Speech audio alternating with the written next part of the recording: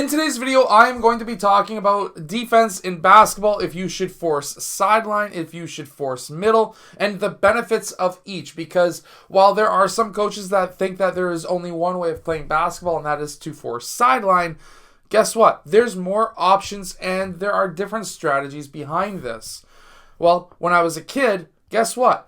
The three-point shot wasn't as deadly as it is today, so a lot of coaches would force players middle. This would allow you to now be facing a gap defender, and it's also known as pack line, but basically what would happen is it would force you to shoot more threes.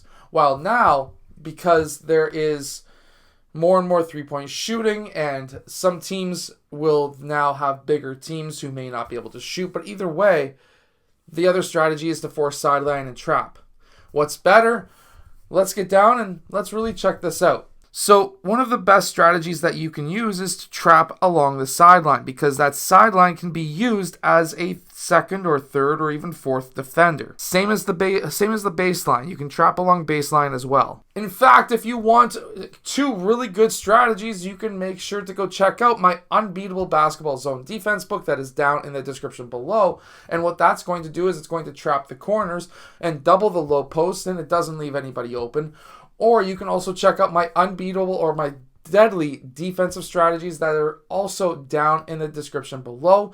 And that is going to give you different traps that I personally use with my teams that will trap teams along the sideline. I kind of have a really cool way of being able to do those traps, so definitely go check that out. But the question is should we trap on the sidelines or baseline, or should we try and force teams to drive down the middle of the court? And before you say that's a big no-no, let me explain. So let's say player 1 is trying to shadow player 1 blue over towards this side of the court. That's all said and good, and he's going to try and fight that and try to get to the rim, but let's say drive and kick. Let's say he only made it that far. After he kicks, he's now opening up the ability to drive or pass and cut, I should say, and now player 2 will fill. Well, now let's say, for example, player 3 tries to drive middle but isn't, because player 3 is overly forcing him sideline. That is what every team is trying to do right now, or at least a ton of teams are trying to do this. So player 3 forces player 3 blue towards the sideline. Player 4 is going to cut to get out of his way,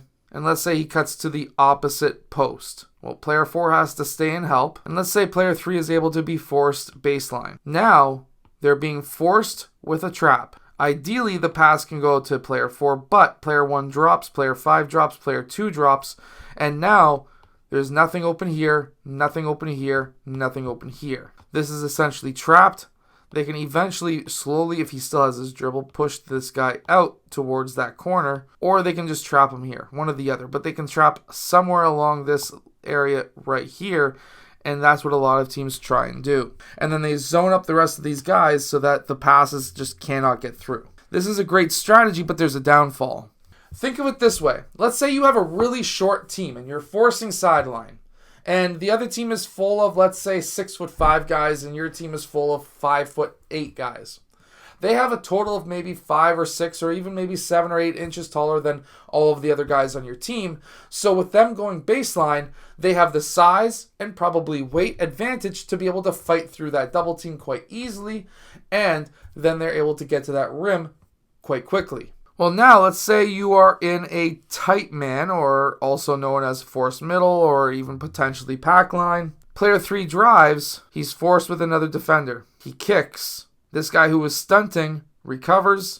Let's say player 2 drives. Well, now he's driven into player 5. Kick out, over force, away from sideline. Player 1 is in gap. Player 2 is in gap. Then we have players 4 and 3. Player 5 drives.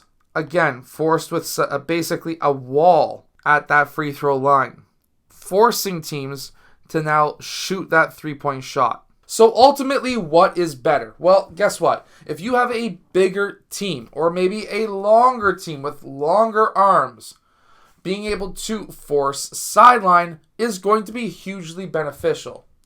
However, if you are a shorter team, now forcing middle is going to be a better option, because now you're not giving up the baseline to somebody who is much bigger and who may potentially be able to then score easily in that low post, even on 2 or more players. These are strategies that you can use on defense. Make sure to go check out my deadly defensive strategies that are down in the description below, but also make sure to go check out my